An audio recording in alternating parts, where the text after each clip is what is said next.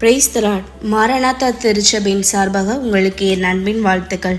இன்று நாளில் தியானிக்கும்படியாக தெரிந்து கொண்ட வேத பாகம் 1 யோவான் 2வது அதிகாரம் 17வது வசனம்.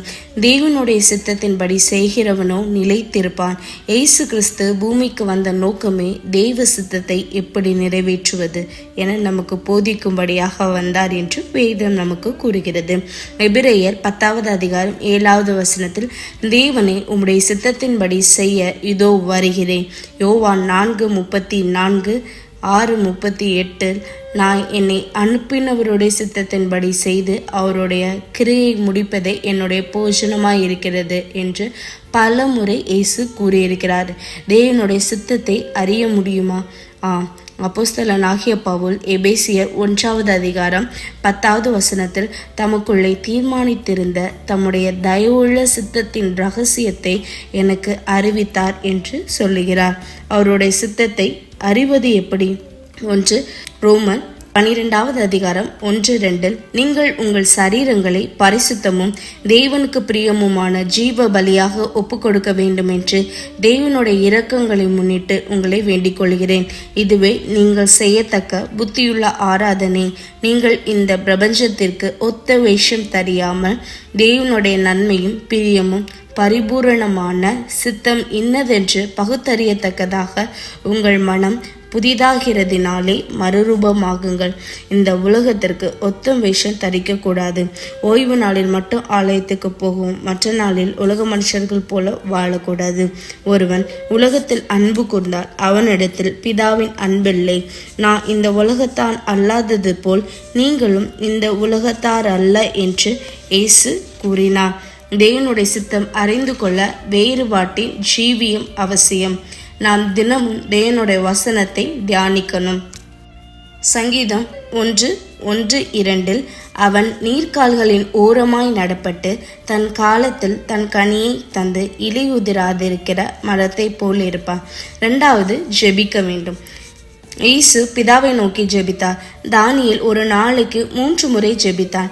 ஜெபத்தின் மூலம் தேவனிடத்திலிருந்து பதில்களை பெற்றார். கொலோசையர் 4:12, எப்பாப்பிராவும் உங்களுக்கு வாழ்த்துதல் சொல்லுகிறார். உங்களை சேர்ந்தவனும் கிறிஸ்துவின் ஊழியக்காரனுமாகிய இவன் நீங்கள் தேவனுக்கு சித்தமானவைகள் எல்லாவற்றிலும் தேறினவர்களாயும் பூரண நிச்சயம் உள்ளவர்களாயும் நிலை நிற்க வேண்டும் என்று தன் ஜெபங்களில் உங்களுக்காக எப்பொழுதும் போராடுகிறான் என்று கூறுகிறார். ஜெபிக்கும் போது மட்டும்தான் தேவ சித்தத்தில் நாம நிலை நிற்க முடியும். எனவே ஜெபிக்கிறது மிக மிக அவசியம். 3வது, முறுமுறுக்க கூடாது. 1 தெசலோனிக்கேயர் 5வது அதிகாரம் 18வது வசனத்தில், முறுமுறுக்காமல் எல்லாவற்றிலையும் ஸ்தோத்திரம் செய்யுங்கள்.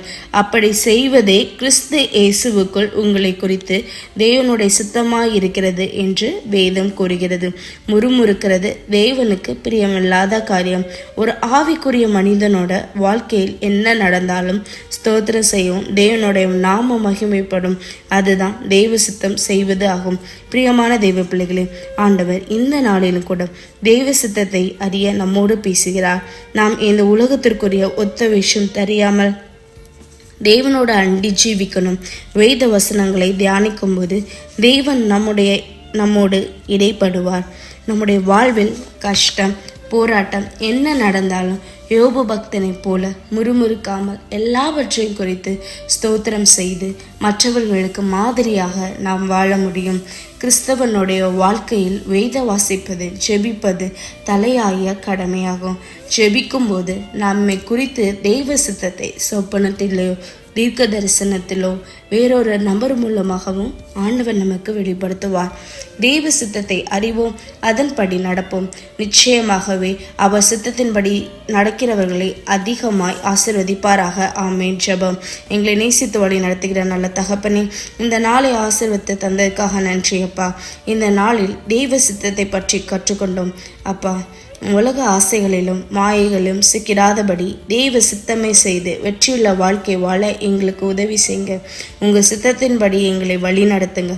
இவையாவும் அன்பார்ந்த இயேசு கிறிஸ்து மூலம் அடிபணிந்து கெஞ்சி கேட்கிற ஜீவன நல்ல தகப்பனே. ஆமேன்.